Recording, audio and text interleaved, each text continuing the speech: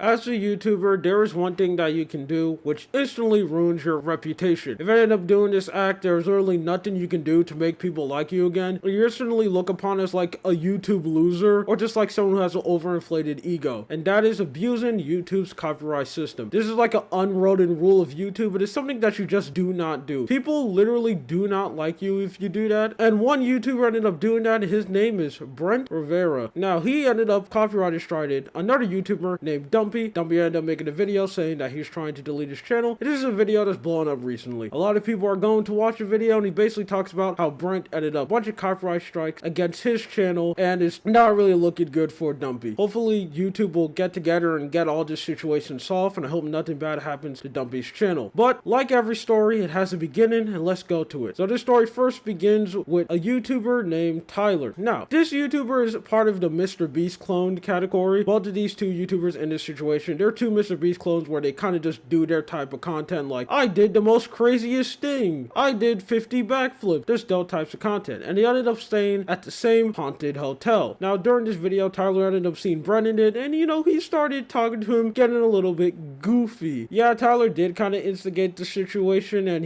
they started going back and forth, and during the part, Brent acted absolutely terrible to him. He ended up insulting him, bullying. One line he ended up saying is like, go stay with your like 100 subscribers or something. He did not make himself look good, and this situation really backfired to him badly because somehow his fans, which I don't know why all of his fans are like 4-year-olds who go on TikTok, they somehow learned about this situation and absolutely just turned on him. They started just making fun of him, and it wasn't really looking good for Brent. And with more YouTubers talking about the situation, he kind of just became like the internet laughingstock for a while, where a lot of people were pointing to seeing how goofy he is. Now, when situations like this happen, what most content creators will do is one or two things. One, they're either just completely ignore it, because most people on the internet literally has an attention span of like a goldfish, where they care about something one week and then next week they either don't care anymore, completely forget it exists, or go to the next internet drama. And Brett fan base is like 95% kids, so imagine that times two. Like, the kid may know that Brent did this and say it's terrible, but then when they scroll down the next TikTok, they completely forgot what he did and like nothing absolutely happened. Or they go and make a pretty bad apology. Usually most people will be able to see through bad apology, but again, Brent has a fan base of mostly children, so he could literally make the most fakest apology of all time, and his kids fan base will go eat it up. Well, he ended up doing none of that, and he ended up doing the worst option of all time, and that is false copyrighted strike at Dumpy. Dumpy ended up getting all of his videos on Brent Rivera strike. They ended up losing ads, he got taken down, and he also got some of his TikToks taken down too, talking about Brent. And it's just not a good look. This is something that I think YouTube has to go